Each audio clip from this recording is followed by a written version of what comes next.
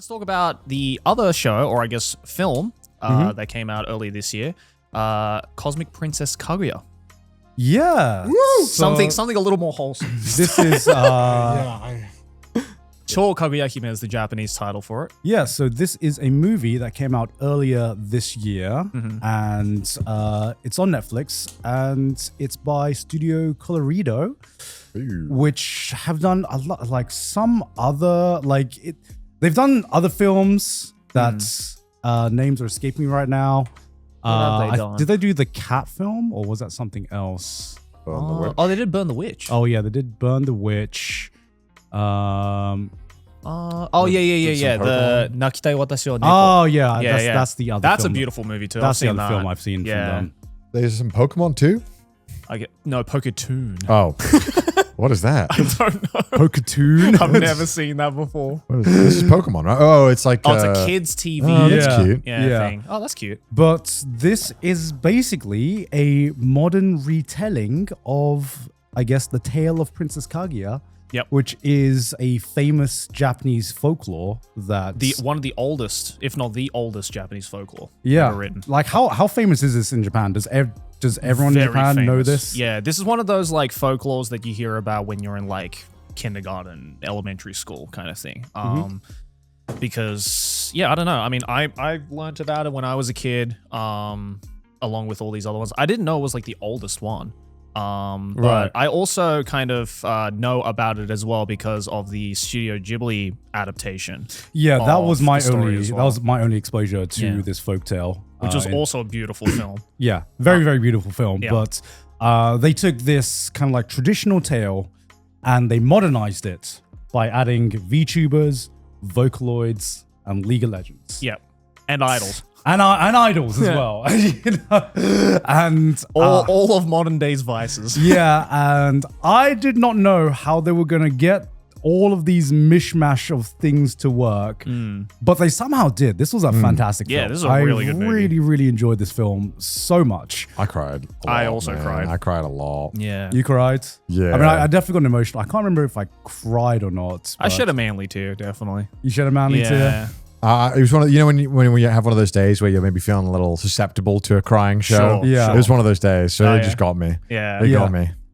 I mean, the thing is, you could kind of tell what the story beats of this is going to be, because they essentially spell out the folktale right at the beginning. Yep. Right. You have this baby that gets sent down from like the moon or something. Yes. And she, there's a person that gets this baby from a tree, I believe. Bamboo shoot. A bamboo shoot.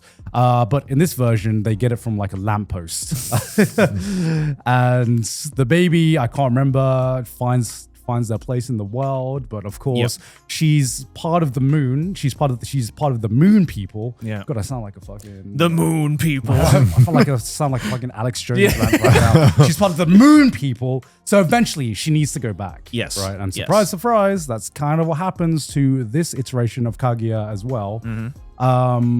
But the big difference in this one is that how can I break down the different elements of this one, man?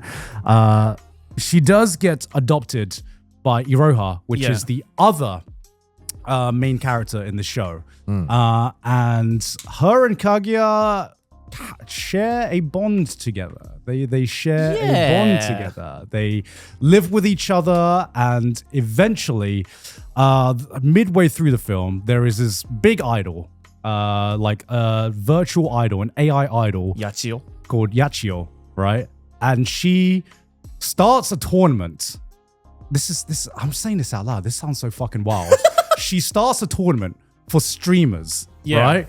And whoever can grow the most within this period of time will perform with Yachio in a concert, in a VTuber style concert, and she will collab with them. Yeah. So what happens is Iroha is a gamer, and Kaguya wants to win this tournament. Yeah. So they enter this tournament, and there's this other rival team in this other rival streamer team in this tournament. And they in the middle of this film, they duke it out in this League of Legends style game. Yeah.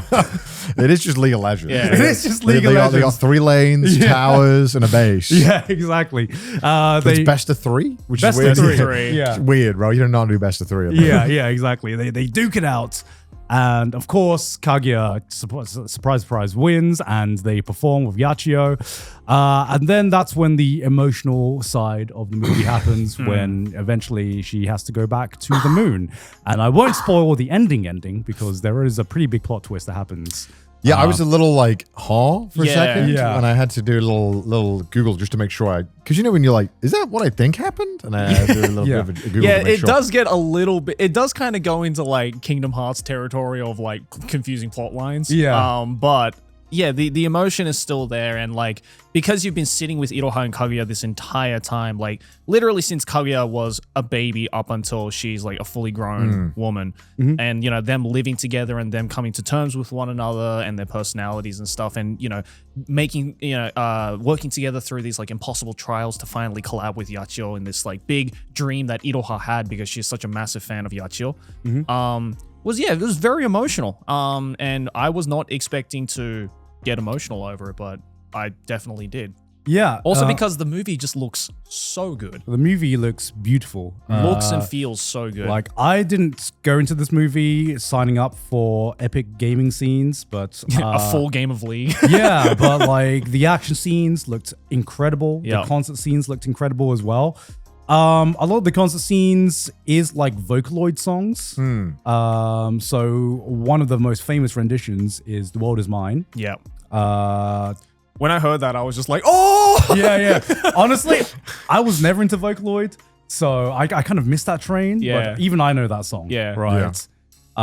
So it's kind of just like, it's almost like, watching a Shakespeare story, but adding all these like modern internet elements in it. I'll tell you what it reminded me of. It gave me the vibe of Summer Wars or something like that, where you have these like wild elements, with like on the online culture and internet culture. Yeah. But you are having like a very, very human story underneath that. That is as well. true. That's true. And on top of that, you just add Doomed Yuri, which just Yeah, when you guys said they had a relationship, I was like, they're gay. yes. Yeah. Well, I know, but you know. Well, it's implied gay. Yeah. It's like anime gay. Implied? Yeah. Yeah. What does that mean, implied? It's like anime gay. What is anime gay? Just Because they can't be gay? really good friends. It did take me 20 minutes to be like, hold up. Wait a second. They're not just roommates. I don't hug my friend for that long. Look, there is like different levels of like gay girls in anime. I was Yeah. like, is she a groomer? she raised this kid. I mean, it was a day. I mean, It's okay. There's like full on like Yuri, where like the girls get into a relationship and they like kiss and everything like that. There is that level. This is on the spectrum of the girls are like, I love you, and it's the audience is like, as a friend or more. Yeah. Like, the What do you mean by that? What do you mean by that? Constant. Yeah. No, I obviously I'm just messing because it's quite. I don't know. It feels like I don't know how to describe it. It's like frigid love. It's virgin love. Like, it's there's this softness to it. That's very sweet and endearing. I do think though it was done in a very tasteful way that I think helped with the emotions, especially because I feel like if that relationship wasn't there, I don't think it would have been as emotional in the ending, right? Yeah. And if it was like a guy and a girl relationship as well, I feel like the story would have gone in a very different way as well, which may have done better with the story, maybe worse, I don't know. But I actually quite liked the Yuri elements of it, and I think it added to the emotions quite well, personally speaking. No, I enjoyed it. Yeah. It was really fun. I didn't think I'd be watching a Yuri thing. Not because not wrong with that. You watch it, you're like, what is this utter woke nonsense they tricked me into watching? I came here for music, not woke. I can't believe the liberals tricked me into gay anime. It's just look. Let's be real. I don't search the Yuri category and watch it. You know what I mean? Right. Like It just happens sometimes. I just find myself there. It just popped up on my feed. I was going to give this a 5-star, but that I got to 1-star this shit. No. It's 6 stars now. It's 6 stars. Exactly. But yeah, it's this kind of like we see this a lot in modern anime, or at least like I feel like this is a more modern trend where it is like it is clearly Yuri, right? But it's like the historians will say they were roommates kind of Yuri. It's they don't explicitly get into like a relationship or explicitly display their like upwards romantic intentions, but there is definitely a connection, and they do definitely use the word love in this, But it's love can be interpreted many ways. Strictly platonic. Like I love you boys as well. Yeah, I love you boys. Yeah, right. Does that make us gay? Maybe. How long are our hugs? Yeah. I love my fellow homies. But yeah, I think the biggest thing that worked about this is the relationship between Iroha and Kaguya. That is the emotional core of this, and everything else is just very pretty flower dressing on top of this nice Yuri pie that we've gotten. That was a sentence I just said. But yeah. I got what you're saying. Yeah, if you liked Doomed Yuri, which I fucking love. What is Doomed Yuri? It's like a... It's a Yuri relationship that doesn't end up working out in the end. Yeah. Society stops it. Well, circumstances. Circumstances. Society. Yeah. Do you not like doomed romances? No, I do, but they break my heart, man. That's what that makes them great. That's what makes them I great. know, because it's real too, Yeah. It's real, bro. And it's just like they clearly, the thing that makes it work is that you clearly know that this is a doomed Yuri, because you're like, guys, this is the folktale of Kaguya. She's gonna leave, and then the main character is called Kaguya, guys. Yeah. Oh my god, what is gonna happen? And yeah, doomed romances and doomed Yuri, doomed romances in general are just like one of my favorite genres, because I kind of like I'm a sucker for heartbreak. There's too much wholesomeness in the world right now. My mental health is doing too well, so every so often I like to I want to see people suffer. every so often I just vicariously. I just like to make myself suffer. But by the end, this relationship between the two characters just grows and grows, and you have this very, very human connection between these two characters. And it's kind of like heartbreaking when you know the scene is coming, and then it eventually does come, and that is when it gets emotional. And I would say that the ending. Should we talk about the ending? Yeah, we should. We should have like a audio listeners. We are going warning. to spoil, so I don't know when we'll stop spoiling it. Yeah, so we will in about 10 minutes, probably. So all in all, fantastic film. You should watch it. I think it's my favorite anime film this year so far. It's the only one I've watched this year. Yeah, same. I think it's the only one I've watched this year so far. I think if there's been another film I've watched this year. The last anime film I watched was Chainsaw Man, but that was last year. Yeah. Oh, yeah. But yeah, this is, I mean, the only other film I'm going to watch this year definitely is an Madoka film. Also Doomed Yuri as well. Yeah. Also Doomed Yuri. We're eating so good. But honestly, if you don't want to be spoiled, highly recommend you watch this film. Even if you are not into Doomed Yuri, it is just a heartbreaking anime, a very emotionally resonant anime. If you like Belle, if you like Summer Wars, and having this very human story on top of some fancy internet stuff, and adding Vocaloids and VTubers and all this kind of like internet culture to the mix, highly recommend this film. Yeah. So the ending. Right. Time travel. Yeah. That's what I was saying about the Kingdom Hearts shit. What the fuck, man? I don't know how to feel about it. It kind of threw me off, and I've had a bit of a time to think about it and if I like it or not. Yeah. And I don't. It's It's I thought it was an interesting choice to make because I don't hate it. I don't hate it, but I don't know how to feel about it. I think it's like, when Shakespeare wrote that shit, he committed. You know what I mean? And in some senses, it feels like an additional twist to kind of like. What do you mean by that? Brother, when he had a dark story, it didn't end. It was never going to end well. Oh, you mean like once he was dead, he was dead? Yeah, there was never any like, but actually. And then Hamlet came back. Yeah. Hamlet actually was pretty happy in the end. No, it's like there was this kind of, I think with these kind of romances where, obviously there is a whether you should bring back the romance, the partner. Yeah, it can work. I just don't know if this is the way that I liked it. I don't know. I mean, there was a clear point where the film could have ended, right? Yeah. Kaguya went back to the moon. And I was fully expecting the credits to roll then. Yeah, and Iroha kind of got on with life. Yeah. Well, I actually did close it because they have a fake Netflix screen. Yeah. Oh, yeah. That's right. And I was watching on my phone. That's right. And it looked like the fake Netflix ending screen. Yeah. So I actually went off it. And then you realize there was like 40 minutes left of the film. Yeah, and then I realized, because, whenever I watch anything, especially films, I'm like really mindful of how long they're going to be. Yeah. So I know around what time I'll be done. Yeah. And so I was like, that's weird. I closed it and I looked at my phone. I was like, that's weird. I have like an hour and a half left on the flight. Yeah. There should be more. And so I went back and I was like, wait, what the fuck? Yeah. It's like the fucking, that fucking Arkham Asylum where the Joker bricks your Xbox scene. Oh, yeah. It was like that. I fell for it's like it. fourth wall break, yeah. Yeah, so I fell for it. And that's probably maybe where I think maybe it should have ended. I don't know. I'm really torn. I'm really torn because getting more of a good thing is not bad. Sure. But at the same time, it's like, I don't know if I like the twist. Should we say what the twist is? I mean, we should. Yeah, I mean, Yachio is Kaguya, just a much older version of Kaguya. Because Kaguya found a way to go back to Earth after she was sent back to the moon.